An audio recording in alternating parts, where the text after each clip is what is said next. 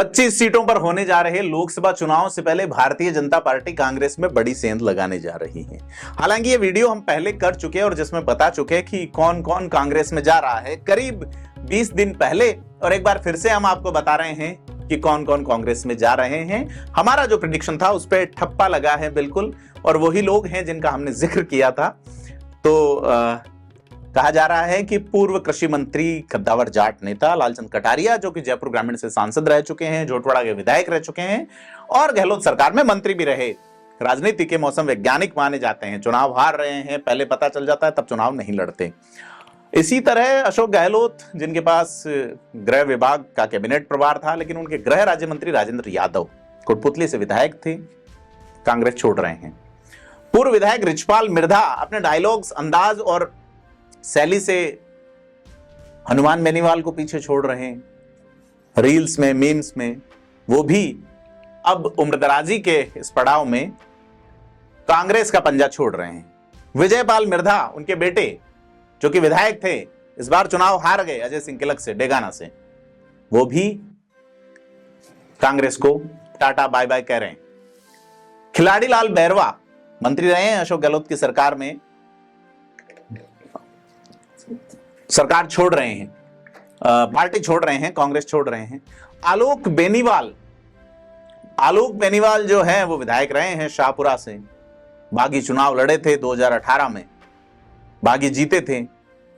आलोक बेनीवाल की माता श्रीमती कमला जो है वो दूसरी विधानसभा यानी कि 1957 से पहली विधानसभा में आमेर में हुए उपचुनाव में विधायक बनी थी। एकमात्र पहली विधानसभा की जो है वो जीवित सदस्य अभी अगर कोई है तो तेज सिंह बागावास के निधन के बाद में श्रीमती कमला हैं, आलोक बेनीवाल की माता। कद्दावर कांग्रेस नेता रही, लंबे समय तक विधायक रही, मंत्री रही, गुजरात की राज्यपाल रही हैं श्रीमती कमला, राजस्थान में उप मुख्यमंत्री भी रही हैं।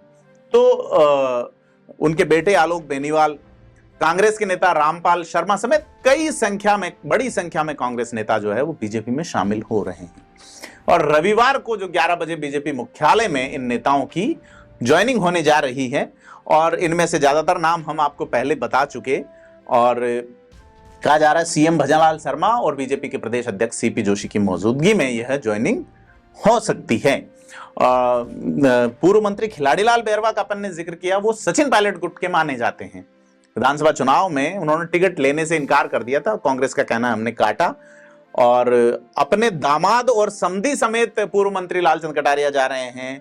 यूपीए सरकार में वो ग्रामीण विकास राज्य मंत्री रहे हैं, अशोक गहलोत सरकार में कृषि मंत्री रहे हैं, और इनकी विधानसभा चुनाव के दौरान भी बीजेपी में जाने की चर्चा थी।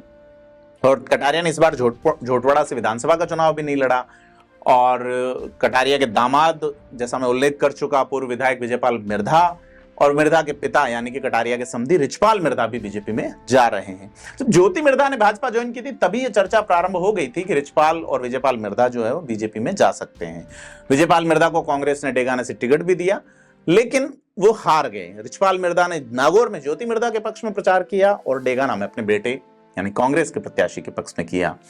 और ज्योति मिर्धा ने भी विधानसभा चुनाव से ठीक पहले ही बीजेपी ज्वाइन की थी, लेकिन वो चुनाव नहीं जीत पाई। बीजेपी एक बार फिर से उन्हें लोकसभा का टिकट देके जो है वो प्रिविलेज दे रही हैं। और रिचपाल मिर्धा जो है अभी कांग्रेस में है, तेजा बोर्ड के अध्यक्ष भी बनाए गए, लेकिन उनका दावा है कि राजस्थान की सभी 25 सीटों पर बीजेपी जीत दर्ज करेगी, और उनका यह कहना है कि जो जन आधार वाले लीडर्स हैं उनकी कांग्रेस में कद्र नहीं बची है। तो लालचंद कटारिया जो है वो चुप हैं चुनावों के वक्त से ही, और लेकिन वे केंद्रीय बीजेपी के नेताओं के संपर्क में बताए जाते हैं, और कटारिया और राजेंद्र यादव कई बार मुलाकात कर चुके हैं। आपको बता दें कि राजेंद्र यादव जो है वो गहलोत सरकार में गृह राज्य मंत्री थे, जयपुर ग्रामीण कांग्रेस के जिलाध्यक्ष भी रहे, और विधानसभा चुनाव से ठीक पहले राजेंद्र यादव के कई ठिकानों पे आयकर छापेमारी हुई थी, और उनके पोषाहार वाली कंपनी में भी कई तरह की छापेमारी हुई थी, लेकिन उन्होंने कहा कि वो पाक साफ हैं, बेदाग हैं, झुकेंगे नहीं। लेकिन अब वो भाजपा में जा रहे हैं। आलोक बेनीवाल जो है वो जैसा मैं बता चुका कि वरिष्ठ कांग्रेस नेता कमला बेनीवाल के पुत्र हैं, और पिछली बार कांग्रेस से टिकट कटा तो बगावत करके शाहपुरा से निर्दलीय चुनाव जीते थे। हालांकि 5 साल तक वो अशोक गहलोत और उनकी सरकार को समर्थन देते रहे। इस बार भी विधानसभा चुनाव में उनका टिकट काटा गया तो वो फिर निर्दलीय लड़े, लेकिन चुनाव हार गए। अब बेनीवाल के जो समधी हैं और कांग्रेस सेवा दल के पूर्व प्रदेश प्रमुख सुरेश चौधरी के भी उनके साथ बीजेपी ज्वाइन करने की खबरें हैं। तो कांग्रेस के प्रमुख आदिवासी नेता रहे महेंद्रजीत मालवीया भी करीब 20 दिन पहले बीजेपी ज्वाइन कर चुके हैं। इसके बाद पार्टी ने उन्हें बांसवाड़ा डूंगरपुर से लोकसभा उम्मीदवार बनाया और विधानसभा चुनाव से ही कांग्रेस छोड़ने का सिलसिला जारी है। कांग्रेस के कई नेता जो है भाजपा ज्वाइन कर चुके हैं। ज्योति मिर्धा हैं, पूर्व उम्मीदवार सवाई सिंह चौधरी हैं, राजेंद्र गुड्डा शिवसेना में चले गए थे। तो गिरिराज मलिंगा जो थे वो भी बीजेपी छोड़ के कांग्रेस छोड़ के बीजेपी में आ गए, चुनाव नहीं जीत पाए। यहां तक कि जयपुर से मेयर रही ज्योति खंडेलवाल ने भी बीजेपी ज्वाइन कर ली। पीपलदा से कांग्रेस के पूर्व विधायक रह चुके राम गोपाल बैरवा, खादी और ग्रामोद्योग बोर्ड के पूर्व अध्यक्ष पंकज मेहता, चूरू में दिग्गज कांग्रेस नेता चंदनमल बेद के बेटे चंद्रशेखर बेद, नंदलाल पूनिया जैसे कई नेताओं ने कांग्रेस के पंजे को बाय बाय कहा है, भाजपा का कमल वाला निशान थामा है। क्या आउटकम आएगा? सीधे तौर पे अगर हम लोकसभा सीटों को देखें तो इसका फर्क पड़ सकता है जयपुर शहर पे, जयपुर ग्रामीण पे, और इन दोनों सीटों पे जो वोट बैंक है उसका पास की सीट अलवर पे थोड़ा फर्क पड़ सकता है, सीकर पे फर्क पड़ सकता है और नागौर पे बहुधा फर्क पड़ेगा इन नेताओं का जिनका हमने जिक्र किया। और सबसे बड़ा फर्क पड़ेगा धौलपुर सीट पे, जहां गिरिराज मलिंगा पहले भाजपा में आ चुके हैं और खिलाड़ीलाल बैरवा भी अब भारतीय जनता पार्टी का दामन थाम रहे हैं। ये एक जोड़ी है मलिंगा और गिरिराज मलिंगा और खिलाड़ी बैरवा की। तो ये एक अलग तरह के समीकरण राजस्थान में बनने जा रहे हैं, खास करके जहां कांग्रेस मजबूत थी विधानसभा चुनाव में, उसी इलाके में ये जिस तरह से नेताओं ने पार्टी को छोड़ा है। आप देखिए डूंगरपुर बांसवाड़ा से जैसे जिक्र किया अपन ने, तो अब कांग्रेस जो है वो क्या करेगी? क्या इन नेताओं के भाजपा में जाने के बाद अब कांग्रेस के पास विकल्प नहीं बचेगा हनुमान बेनीवाल और भारत आदिवासी पार्टी से गठबंधन करने के अलावा कि वो नागौर सीट पे लड़ने की बजाय हनुमान बेनीवाल को वो सीट दे दे, या हनुमान बेनीवाल अतिरिक्त सीट मांग रहे हैं? तो अगर हनुमान बेनीवाल उन्हें कांग्रेस का समर्थन ले लेते हैं या कांग्रेस से एक टाई अप करते हैं तो उनका खासा प्रभाव है कई सीटों पे।